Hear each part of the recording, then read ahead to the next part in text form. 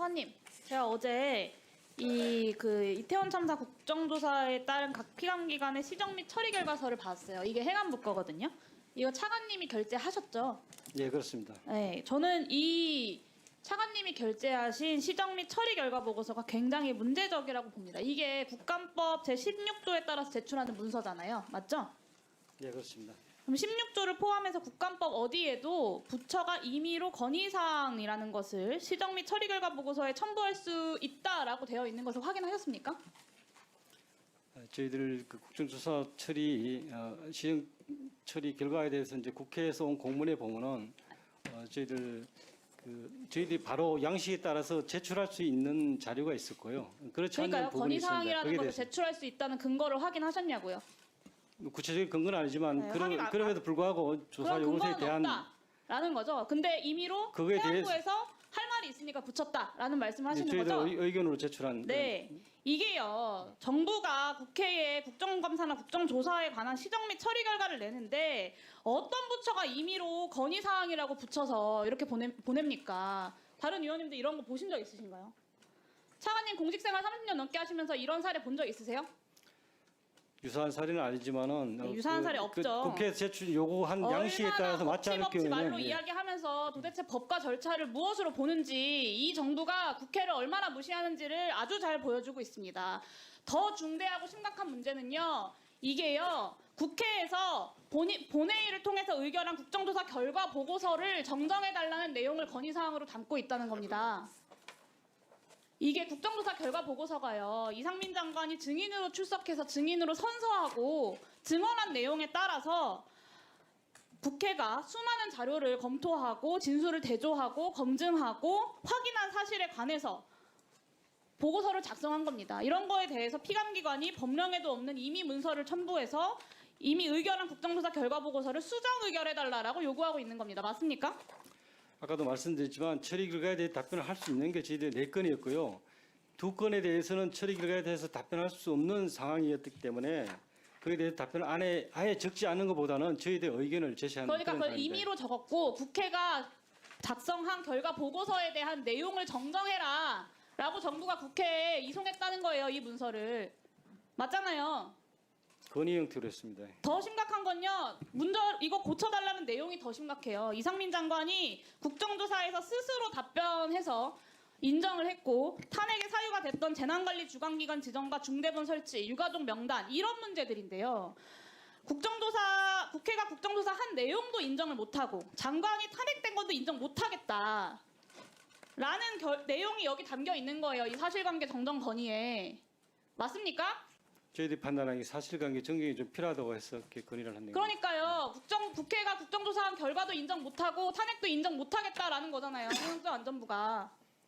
탄핵과 관련된 게 아니고 시정 처리 요구에 대한 이게 의견을 탄핵의 핵심 제시하는 내용이에요.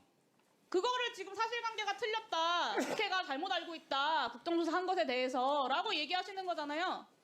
그런 형태로 의견을 제시는 할 수 있다고 봅니다. 이태원 참사 생존자 간병비 문제 제가 확인해달라고 지난번에 요청드렸고 예. 위원장님께서 확인하라고 했죠. 예, 그렇습니다. 보고하셨어요, 위원장님께? 아마 실무적으로 전달한 걸로 알고 있습니다. 보고하셨어요? 제가 직접 전달은 협력과는 저희한테 보고 아직 안 했다고 얘기하던데. 자료는 전달한 걸로 알고 있습니다.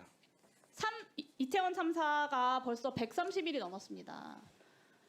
그런데 해야 할 일은 안 하면서 이상민 장관 지키기 위해서 국회에 근거도 없는 건의사항이라는 것을 국회가 조사한 내용들을 다 부정하면서 사실관계가 잘못됐다라고 행정안전부가 이야기하고 있는 거예요.